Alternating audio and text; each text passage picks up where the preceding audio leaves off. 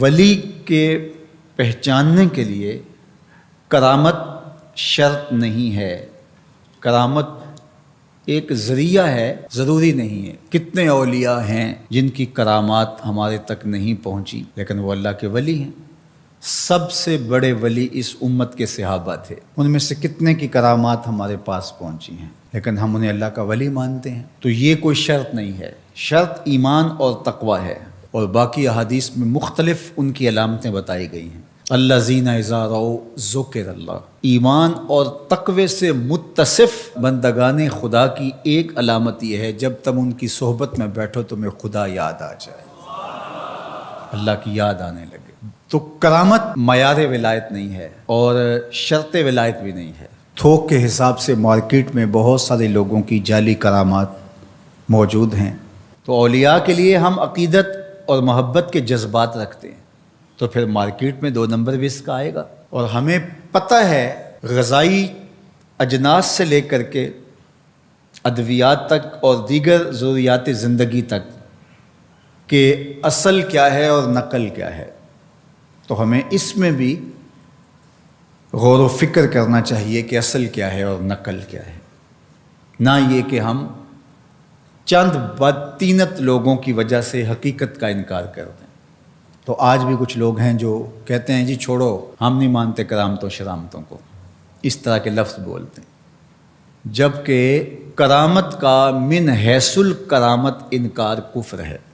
اگر کوئی کہے میں کرامت کو ہی نہیں مانتا تو یہ کفر ہے۔ وہ کرامتیں جن کا بیان قرآن مجید میں موجود ہے، جس طرح آصف بن برخیہ کا تخت بلقیس لانا، حضرت مریم سلام اللہ علیہا کے حجرے میں بے موسم پھلوں کا آنا، اصحاب کہف کا 300 سے زائد سال کا عرصہ سوئے رہنا کھائے پیے بغیر، اور رب ان کی کروٹیں بھی بدلتا رہا، یہ قرآن میں مذکور ہے۔ تو اس کا انکار بھی کفر ہے، قرآن کا انکار لازم آتا ہے۔ اگر کسی کرامت کا بیان حدیث متواتر میں ہو تو اس کا انکار بھی کفر ہے، لیکن ایسی کوئی کرامت نہیں جس کا ذکر حدیث متواتر میں ہو۔ البتہ احادیث مشہورہ اور احادیث احاد میں کرامات کا بیان موجود ہے، تو ان کا انکار بھی گمراہی ہے۔ جس طرح وہ 3 لوگ جو غار میں پھنس گئے تھے، انہوں نے پھر دعائیں کی اور پتھر ہٹا۔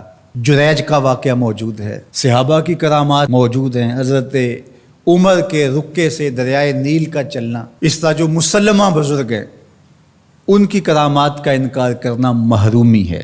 لیکن یہ بات بھی ذہن میں رکھے کہ کرامت اللہ کی طرف سے بندے کو دی جانے والی ایک عزت ہے، لیکن ولی کی زندگی کا مقصود رضائے الہی کی طلب ہے، کرامتوں کی طلب نہیں۔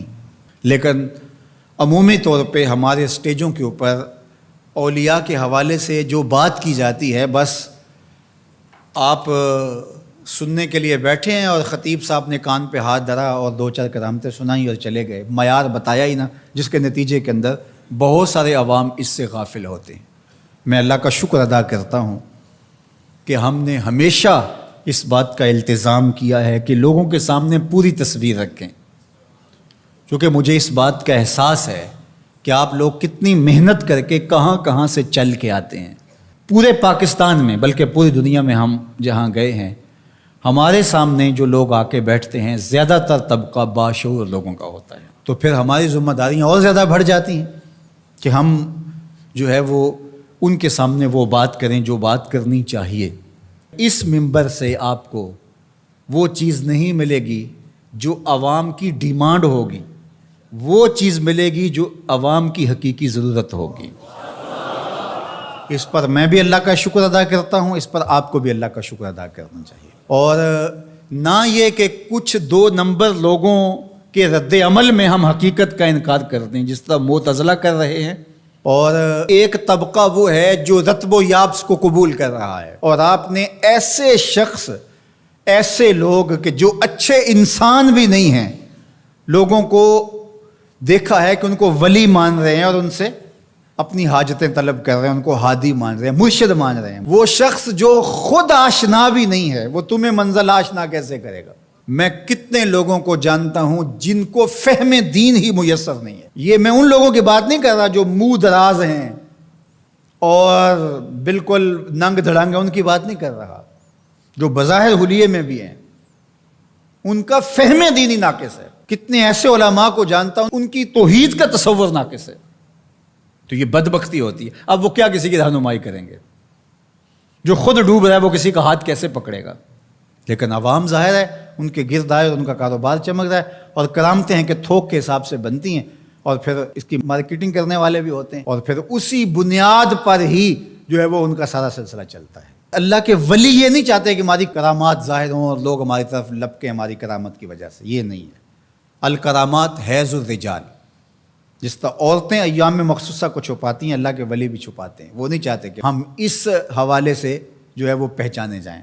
باقی دور موجود کے اندر کسی صالح متقی شخص کی کوئی ایسی بات سامنے آئے تو شریعت کے میزان پہ پرکھا جائے.